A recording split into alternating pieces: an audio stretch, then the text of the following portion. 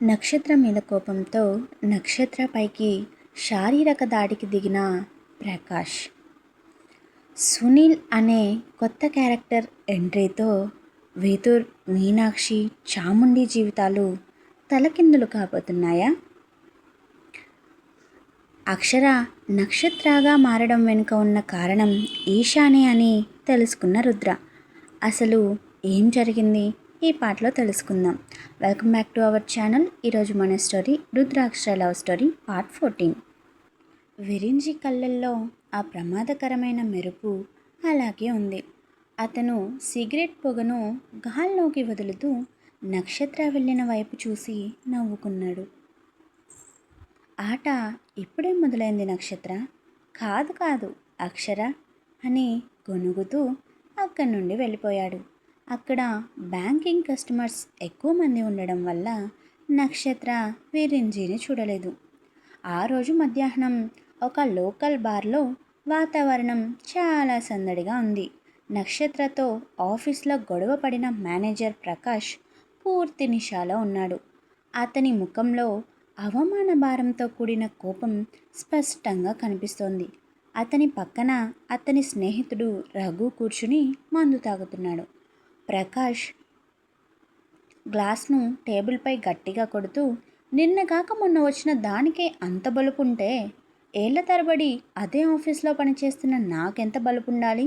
చూపిస్తా, దానికి నా పవర్ ఏంటో చూపిస్తా. ఆఫ్టర్ ఆల్ తనొక ఆడది అంటూ తన ఫ్రెండ్స్తో ఛాలెంజ్ చేశాడు. రఘు అతన్ని శాంతపరచడానికి ప్రయత్నిస్తూ, ప్రకాష్ కొంచెం మెల్లగా మాట్లాడు. ఆమె సాధారణమైన అమ్మాయిలా కనిపించట్లేదు. ఆ కళ్ళల్లో ఏదో పవర్ ఉంది. నలుగురిలో నిన్ను అంత మాట అన్నా కూడా నువ్వు అప్పుడు ఏమీ చేయలేకపోయావు అన్నాడు రఘు. అది ఆఫీస్ కాబట్టి ఊరుకున్నా రఘు. ప్రకాష్ కళ్ళు కోపంతో ఎర్రబడ్డాయి. కానీ నన్నే ఎదిరించి మాట్లాడుతుందా? రేపు ఆఫీస్లో తను నా కాళ్ళ దగ్గరకు వచ్చేలా చేయకపోతే నా పేరు ప్రకాష్ కాదు. ఒక ఆడది నన్ను శాసించడమా? ఆమె అహంకారాన్ని ఎలా అణచాలో నాకు బాగా తెలుసు అని వికృతంగా నవ్వుతూ మరో గ్లాస్ అతని పొట్ట లోపలికి వేశాడు. అదే రోజు ఉదయం రుద్ర తన క్యాబిన్లో కూర్చుని కొన్ని పాత బిజినెస్ ఫైల్స్ చెక్ చేస్తున్నాడు. కానీ అతని మైండ్ మాత్రం అస్సలు కుదురుగా లేదు. కళ్ళ ముందు నక్షత్ర ఫోటో, మైండ్లో అక్షర రూపం, చెవుల్లో విరించి మాటలు తిరుగుతున్నాయి. అప్పుడే రుద్ర క్యాబిన్ డోర్ తెరుచుకుంది. లోపలికి మీనాక్షి వాళ్ళ అన్నయ్య సునీల్ వచ్చాడు. రుద్ర ఫైల్స్ పక్కన పెట్టి హాయ్ అంకుల్ అంటూ విష్ చేశాడు. సునీల్ నవ్వుతూ రుద్ర చేతిని పట్టుకుని, హాయ్ రుద్ర, ఎలా ఉన్నావు? మీనాక్షిని చూసి వెళ్దామని సిటీకి వచ్చాను. తీరా ఇక్కడికి వచ్చాక తెలిసింది ఏంట్రా అంటే తను మీ ఇంట్లో ఉందని అన్నాడు. రుద్ర ముఖంలో ఎలాంటి భావాలు లేవు. నేను ఆవిడ్ని ఉండమని చెప్పలేదు, వెళ్ళమని కూడా చెప్పలేదు అంకుల్ అన్నాడు చాలా ప్రాక్టికల్గా. సునీల్ ఒక నిట్టూర్పు విడిచి, తెలుసు రుద్ర, నీకు జరిగిన లాస్ ఎవరూ ఫీల్ చేయలేనిది. అక్షర దూరం అవ్వడం ఈ కుటుంబానికి ఎంత పెద్ద దెబ్బో నాకు తెలుసు అన్నాడు బాధగా. అప్పుడు రుద్ర పెదవులపై ఒక చిన్న నవ్వు మెరిసింది. నాకు నా కూతురికి జరిగిన లాస్ ఇప్పుడు నక్షత్ర రూపంలో భర్తీ అయింది అంకుల్ అన్నాడు గర్వంగా. సునీల్ ఒక్కసారిగా ఆశ్చర్యపోయాడు. రుద్ర కళ్ళల్లో ఉన్న నమ్మకాన్ని చూసి, నక్షత్రనే నీ అక్షర అని నువ్వు నమ్ముతున్నావా? అసలిది ఎలా సాధ్యం రుద్ర అని అడిగాడు. రుద్ర సునీల్ కళ్ళలోకి సూటిగా చూస్తూ, నక్షత్ర అక్షర కాదు అనడానికి మీ దగ్గర ఏమైనా ప్రూఫ్స్ ఉన్నాయా అంకుల్ అని ఎదురు ప్రశ్నించాడు. సునీల్ కాసేపు మౌనంగా ఉండి, వెల్, వాళ్ళిద్దరూ ఒక్కరే అని ప్రూవ్ చేయడానికి నీ దగ్గర కూడా ప్రూఫ్స్ లేవు కదా రుద్ర. నువ్వు ఒక విషయాన్ని పూర్తిగా మర్చిపోతున్నావు. అక్షత్ర నక్షత్రగా ఎలా మారిందో తెలుసుకోవాలి అంటే నువ్వు ఈషా హర్షిల్ని అడగాలి. ఎందుకంటే ఆ రోజు అక్షరకి సర్జరీ పర్ఫామ్ చేసింది వాళ్ళిద్దరే. కాబట్టి ఈ సీక్రెట్కి సంబంధించిన కీ కూడా వాళ్ళిద్దరి దగ్గరే ఉండి ఉంటుంది అని చెప్పాడు. ఆ మాట వినగానే రుద్ర మైండ్లో ఒక వెలుగు మెరిసింది.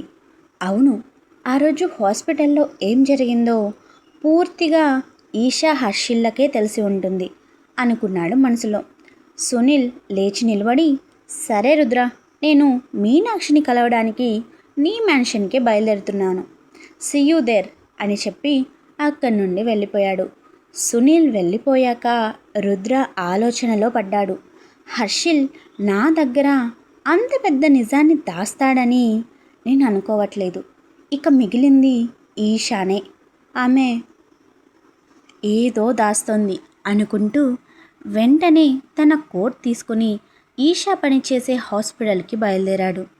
సునీల్ సింహ మ్యాన్షన్కి చేరుకునేసరికి అక్కడ వాతావరణం చాలా గందరగోళంగా ఉంది. మీనాక్షి, చాముండి ఒక చిన్న పాప వెనుక పరిగెడుతున్నారు. ఆ పాప మరెవరో కాదు, అన్వి. నక్షత్ర అమ్మ ఇంకా రాలేదు. అమ్మ రాకపోతే ఏంటి, నేనే అమ్మ దగ్గరకు వెళ్తాను అంటూ మెయిన్ గేట్ వైపు మొండిగా పరిగెత్తుతూ వెళ్తోంది అన్వి.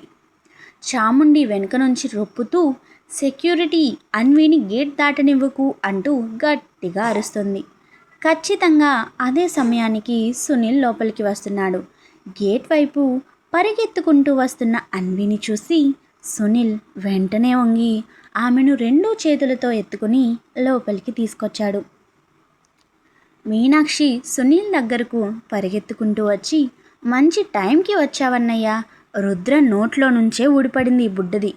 అదే కోపం, అదే మొండి పట్టుదల అంది ఆయాసపడుతూ. చాముండి కూడా అక్కడికి వచ్చి సునీల్ చేతిలోంచి అన్విని తీసుకుంటూ, బాగున్నారా అన్నయ్య అంది. సునీల్ చాముండికి అన్విని ఇచ్చి ఒక్కసారిగా చాముండి కాళ్ళు పట్టుకున్నాడు. చాముండి షాక్ అయ్యి, అన్నయ్య ఏంటిది, మీరు నాకంటే పెద్దవారు, నా కాళ్ళు పట్టుకుంటే ఎలా అంది బాధగా అతన్ని పైకి లేపుతూ. ఆమె మాటలకు సునీల్ కళ్ళలో నీళ్లు తిరిగాయి. నేను నీకంటే పెద్దవాడినే కావచ్చు చాముండి, కానీ నీ అంత పెద్ద మనసు ఉన్నవాడిని కాదమ్మా. నా చెల్లి మీనాక్షికి న్యాయం చేయాలని ఈ బంగారు తల్లికి అన్యాయం చేశాను అంటూ చాముండి తల నిమిరాడు. తన వల్లే చాముండికి అన్యాయం జరిగింది అని సునీల్ ఫీలింగ్.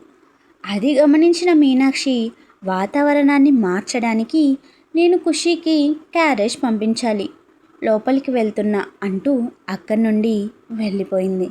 చాముండి సునీల్ను ఓదారుస్తూ లోపలికి తీసుకెళ్ళింది.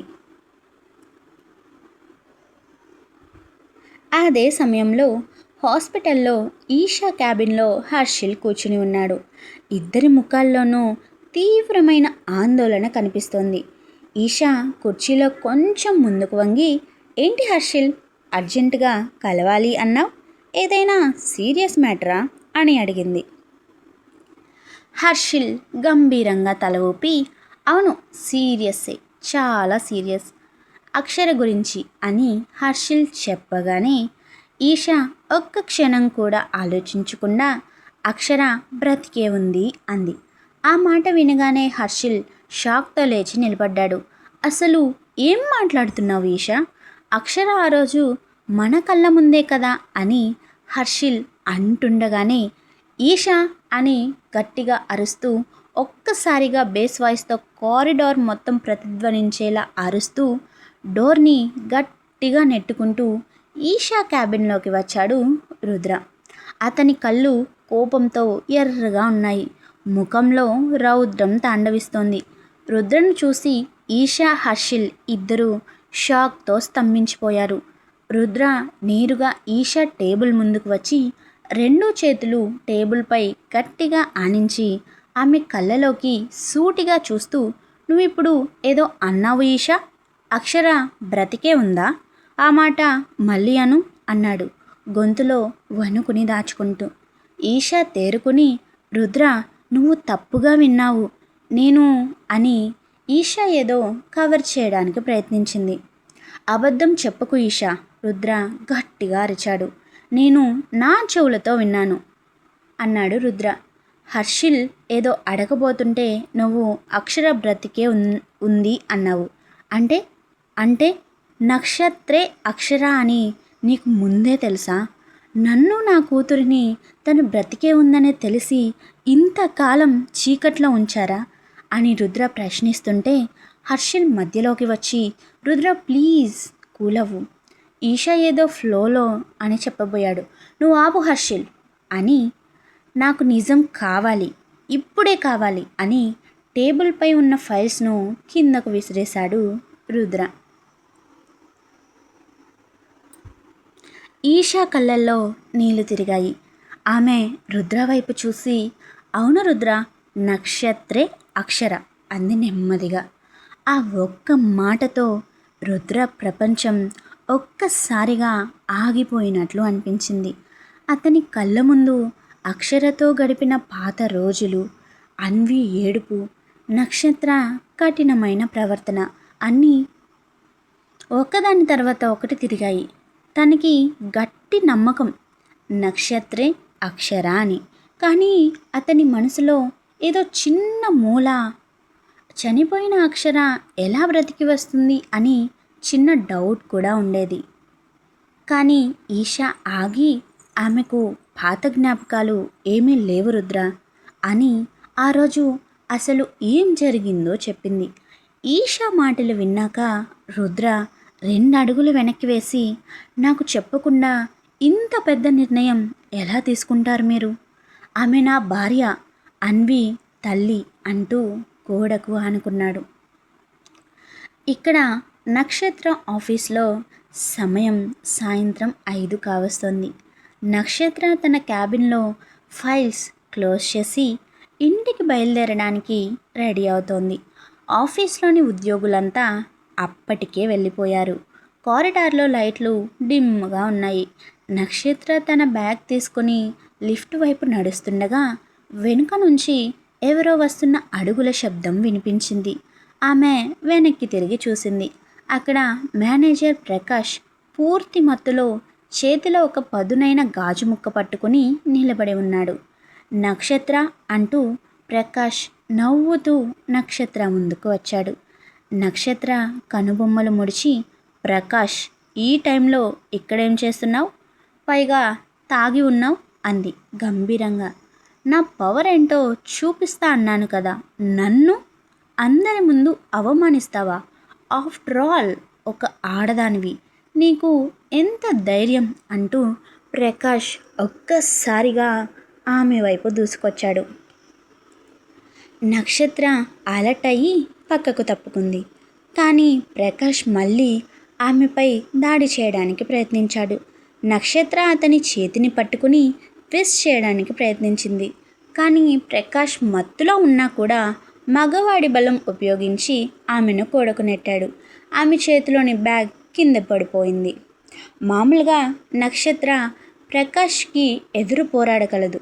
కానీ ఆమె అన్వి గురించిన ఆలోచనల్లో ఉండడం వలన అతను ఈజీగా ఆమెను దెబ్బ కొట్టగలిగాడు.